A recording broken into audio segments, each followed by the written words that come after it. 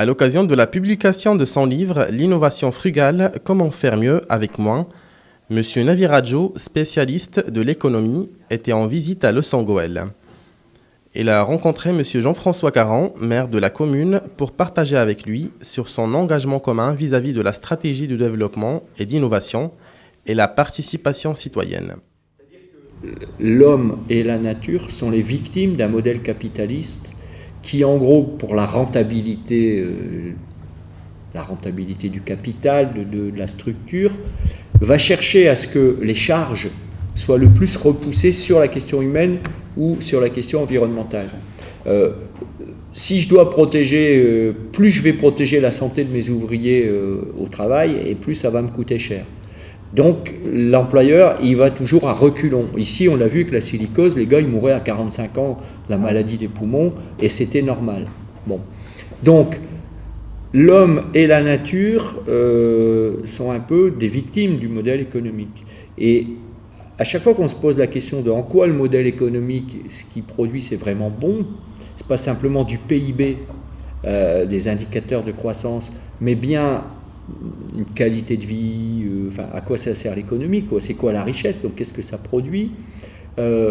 Historiquement, les valeurs de gauche dans le monde ont toujours traité la question sociale, en disant qu'il faut faire attention que l'homme ne soit pas la victime du modèle économique.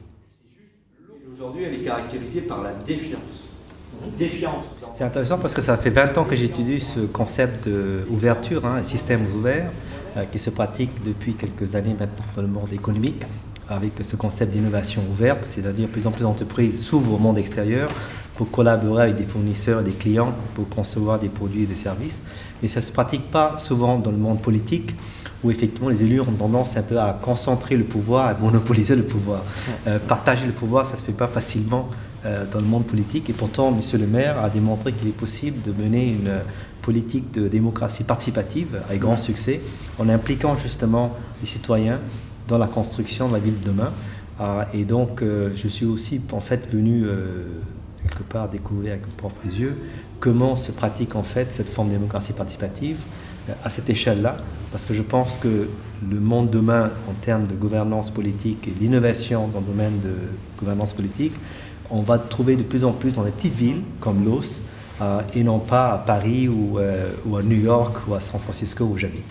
Je pense que ce qui est intéressant, c'est de venir découvrir à Los, et je viens d'arriver, donc effectivement, et ce qui m'a beaucoup marqué, c'est identifier quels sont les ingrédients en fait qui font que cette recette fonctionne. Donc effectivement, ça peut être la participation citoyenne, c'est aussi avoir un modèle de gouvernance politique avec Monsieur le maire, ce que j'appelle un modèle de leadership gouvernance éclairé, si vous voulez. C'est vraiment identifier quels sont les ingrédients de base, et ensuite la recette particulière de comment associer ces ingrédients pour produire le résultat peut être adaptée en fonction de la taille de la ville, la culture de la ville, le contexte de ville. Et ce qui est important, c'est d'identifier les ingrédients de base. Et ça, je crois qu'une fois qu'elles sont identifiées, elles vont être plus ou moins les mêmes à travers les différentes villes. Par contre, comment en fait les réunir en fait pour créer une recette unique à un contexte local, ça appartient en fait aux citoyens des différentes villes de déterminer ça. Et d'ailleurs, c'est pour ça que c'est dangereux justement de créer une recette magique universelle. Il vaut mieux se pencher plutôt sur les ingrédients de base, et je crois que c'est eux qui vont être universels, et puis comment on les rassemble pour créer des recettes, ça c'est en fait la responsabilité des différents élus et des citoyens des différentes villes de le faire ça. Après son entretien avec le maire de la commune, M. Naviradjo a rencontré les acteurs du territoire, commerçants et entrepreneurs qui illustrent la thèse qu'il défend.